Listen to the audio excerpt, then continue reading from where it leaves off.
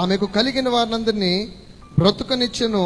ఆమె నేటి వరకు ఇజ్రాయెల్ మధ్య నివసించుచున్నది. ఒకసారి మనం రాహాబు జీవితాన్ని కనుక బాగా ఆలోచన చేస్తే సమాజంలో విలువలేని స్త్రీ, సమాజంలో ఆమె వృత్తిపరంగా మనం ఆలోచిస్తే ఒక వ్యభిచరించే స్త్రీ, ఆమెకి మర్యాద ఉండదు. ఇంకా చెప్పాలంటే వాళ్ళ తండ్రి, వాళ్ళ తల్లి, వాళ్ళ అక్క చెల్లెలు ఎవరైతే ఉన్నారో ఆమెను చేర్చుకునే ఉండరు నాకు తెలిసి. ఎందుకంటే ఈమె ఎక్కడో ఉంది. నువ్వు పాడు పని చేస్తున్నావు, నీ ముఖం నాకు చూపించొద్దు, నువ్వు పాడుదానివి, నువ్వు పాడైపోయిన దానివి అని చేదరించుంటాడేమో వాళ్ళ తండ్రి. వాళ్ళ తల్లి కూడా వెలివేసి ఉండొచ్చు. వాళ్ళ వాళ్ళ వాళ్ళ అక్క చెల్లెళ్ళు, వాళ్ళ తోబుట్టులు కూడా ఆమెను వదిలేసి ఉండొచ్చు. కానీ రాహాబు అను వేశ్య ఎక్కడో ఉంది, డబ్బులు బాగానే సంపాదిస్తుంది, ఆమె జీవనం సాగిస్తుంది. ఆమె చేసే వృత్తి తక్కువైన వృత్తే, కానీ ఆమె జీవనం సాగిస్తుంది. కానీ ఆమె జీవితంలో తండ్రి వెలివేశాడు, తల్లి వెలివేసి, మనం ఆలోచన చేస్తే తల్లి వెలివేసి ఉంటుంది. ఎందుకంటే ఆ వృత్తి చేస్తే రామ్మ ఇంటికి రా, నీకు బాగా కూర్చోబెట్టి పెడతాను ఎవరనరు.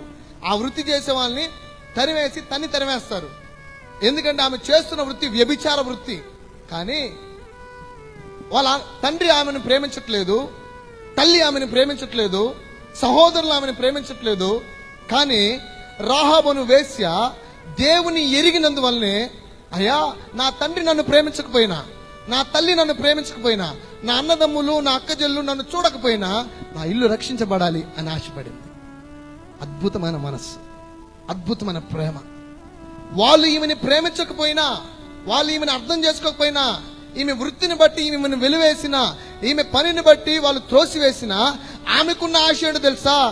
మా నాయన రక్షించబడాలి, మా అమ్మ రక్షించబడాలి, మా అక్క జిల్లులు రక్షించబడాలి, నా తోబుట్టులు ఉన్నారయ్యా, నాకు ఒక్క సహాయం చేయండి. ఒకవేళ కనుక ఈమెకే కనుక పగ ఉంటే ఏం చేస్తుందో తెలుసా? మీరు ఫస్ట్ మా ఇంటికి లేసేయండి వాళ్ళని, ఫస్ట్ మా నాయన ఉంటాడు చంపేయండి, మా అమ్మ ఉంటుంది చంపేయండి. ఏ రోజు కూడా నన్ను ఒక కూతురిగా చూడలేదు, ఏ రోజు కూడా నన్ను ప్రేమించలేదు అని చెప్పుండాలి. కానీ ఆమె చేస్తున్న వృత్తి ఏదైనా సరే, ఒకవేళ వీళ్ళకి సమాధానం లేకపోయినా ఆమె కోరుకుంటుంది ఏంటంటే, ఆమెకు ఆ మనసు ఎలా వచ్చింది? నా కుటుంబం రక్షించండి అయ్యా, నా కుటుంబాన్ని దయతో జ్ఞాపకం చేసుకోండి. మీ దేవుడు ఖచ్చితంగా ఈ దేశాన్ని మీకు అప్పచెప్తాడు, మీ దేవుడు ఖచ్చితంగా మొత్తం ఇక్కడ నాశనం చేస్తాడు, నేను ఎరుగుదును. ఎందుకంటే ఐగుప్తులు సముద్రం ఎలా చీలిందో మేము చూసాం. ఆ మాటలు విన్నప్పుడు మా గుండెలు కరిగిపోయినాయి. రాహాబు దేవుని గురించి ఎరిగిన స్త్రీ, దేవుని గురించి ఎరిగింది కాబట్టి ఈమెను దేవుడు ఎక్కడ పెట్టేశాడంటే విశ్వాసుల జాబితాలోకి తీసుకెళ్లాడు. దేవునికి మహిమ కలుగును గాక. చూడండి, హెబ్రీ 11:31లో విశ్వాసుల జాబితాలో ఈ వేశ్య కూడా, ఈ పేరు కూడా నిలబడింది. దేవునికి మహిమ కలుగును గాక. రాహాబును అక్కడ రాస్తున్నాడు, ఆమె వృత్తిని రాస్తున్నాడు. చదవదాం. విశ్వాసమును బట్టి ఏమంటున్నాడు? రాహాబును పక్కన టైటిల్ తగిలిస్తున్నాడు.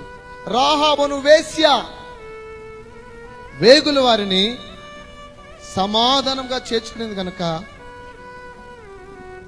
అనేకులతో పాటు నశింపకపోయిన. దేవునికి మహిమ కలుగును గాక.